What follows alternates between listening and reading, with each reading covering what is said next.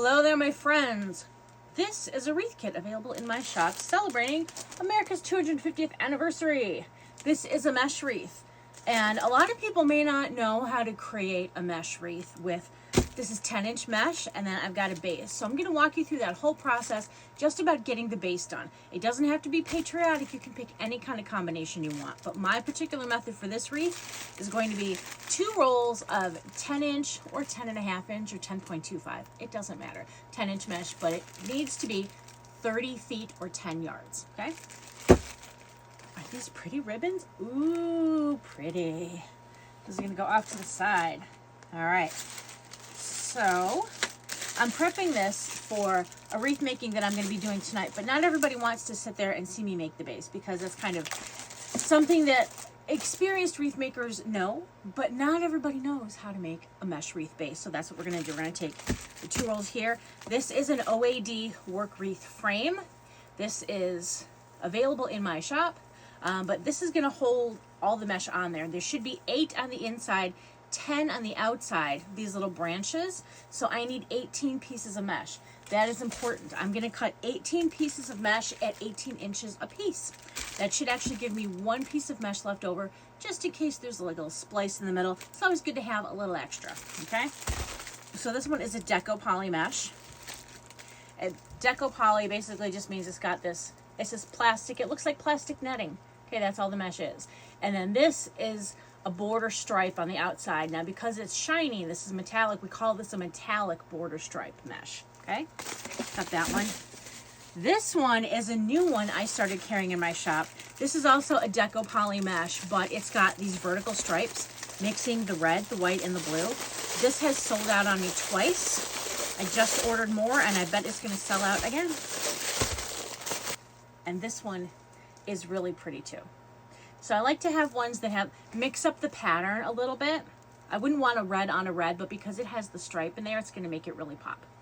All right, so I have a holder here now. This is Susie's triple stationary mesh roller. I absolutely love this. I do have an affiliate link in my link tree if you go there to get it, but it holds the mesh in here as I'm cutting it, which is such a help. You can also just kind of put them on top of each other and roll it out and cut it manually as well. That's another way to do it.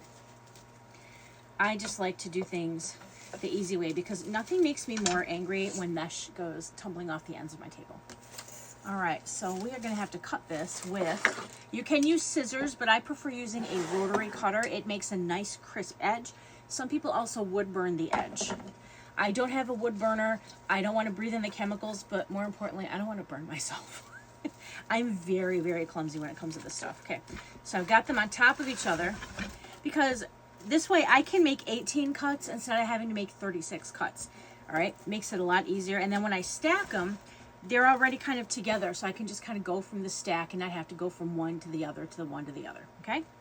Again, we're gonna do 18 inches. So I'm gonna pull that over. I'm gonna go 18. And then I'm gonna stack it right in front of me just because it makes it easier for me. 1, 2. Let's speed this part up.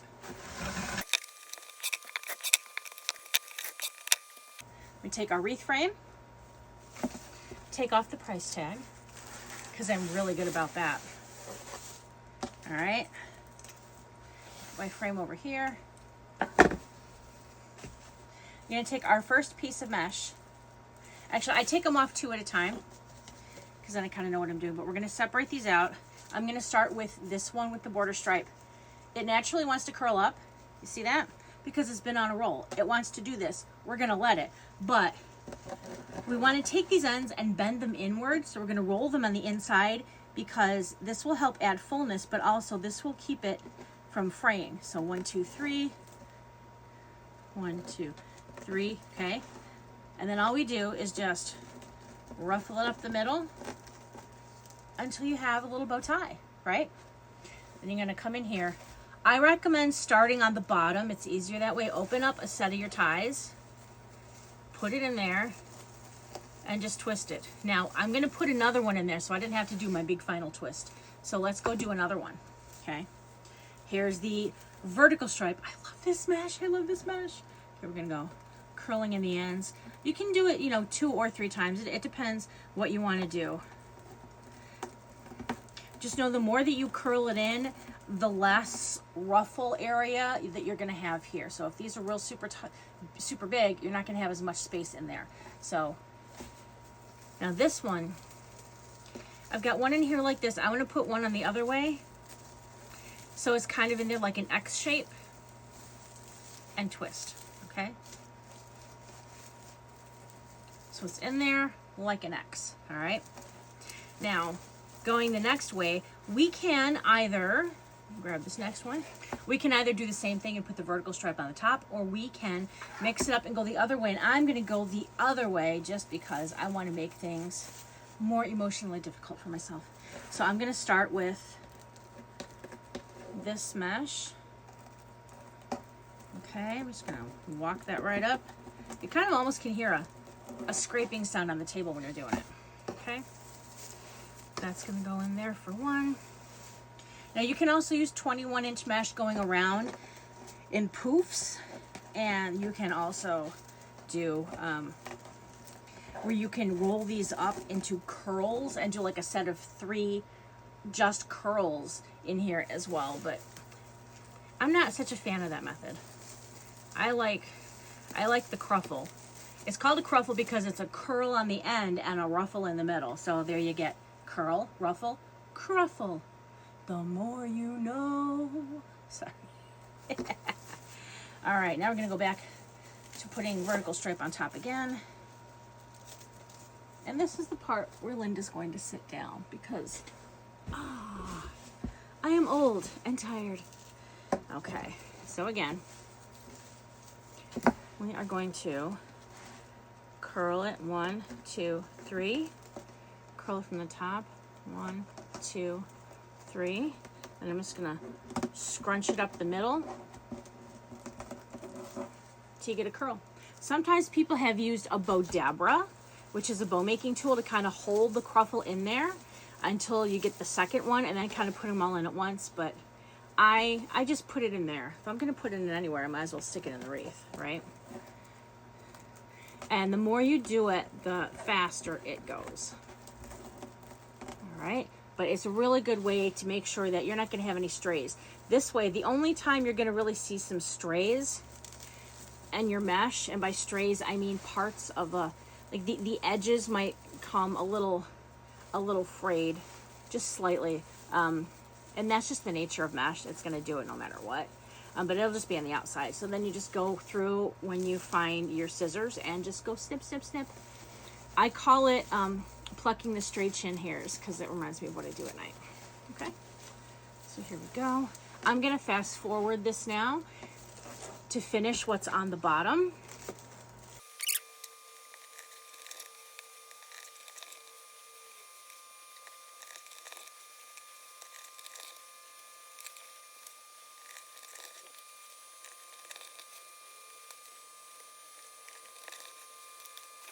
One more. Last one in the bottom.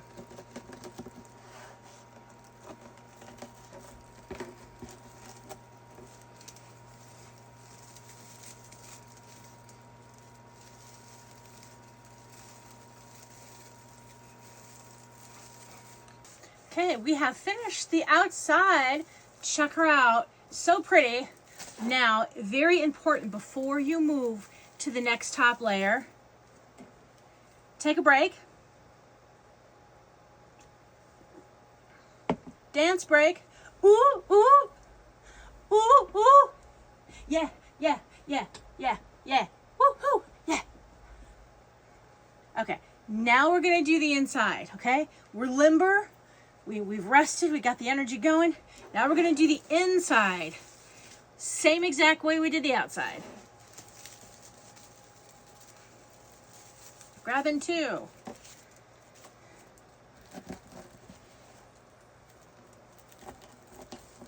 Woo. Here we go. Opening a set of branches, putting it right in. Push it down so it's on the metal. Give it a nice and tight tug. That way it'll kind of start pre-squishing and it won't pop back out at us when we go to add in the next layer. Remember, we're putting these in as an X shape, okay? That will let us see the most of the ruffle on the outside edge. You see how this is kind of all in between? See how it kind of fills that in there, and then we have there and there, and it kind of makes a nice round shape. Gives us as much coverage as we can get.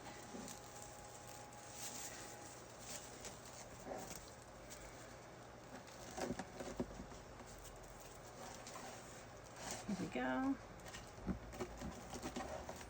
Ruffle up the center.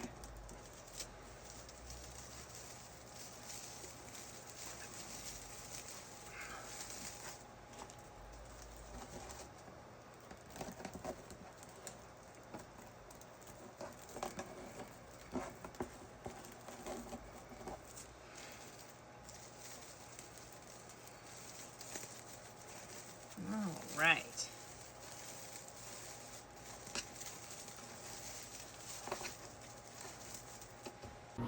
Repeat this step with the cruffles in all 8 spots on the top ring.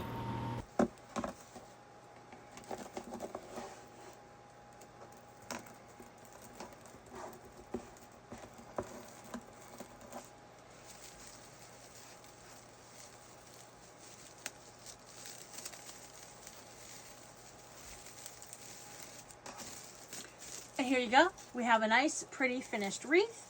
We are measuring about 26 inches wide and about 10 inches deep. Ooh, she's a big beauty. What are we going to do to decorate her? You're going to have to watch on another reel to find out. Like and follow along.